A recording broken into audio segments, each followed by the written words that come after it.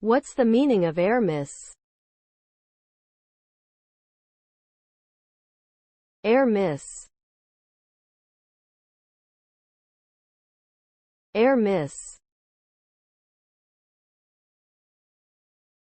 Air miss. Air miss.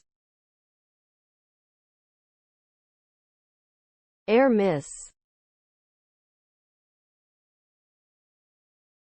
An air miss refers to a situation in aviation where two aircraft come dangerously close to colliding with each other, or do actually collide. It is typically used to describe incidents in which the safety of one or both aircraft is compromised.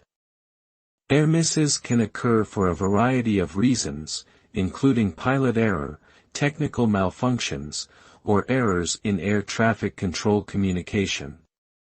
The consequences of an air miss can range from minor damage to both planes, to a catastrophic collision resulting in numerous fatalities and injuries.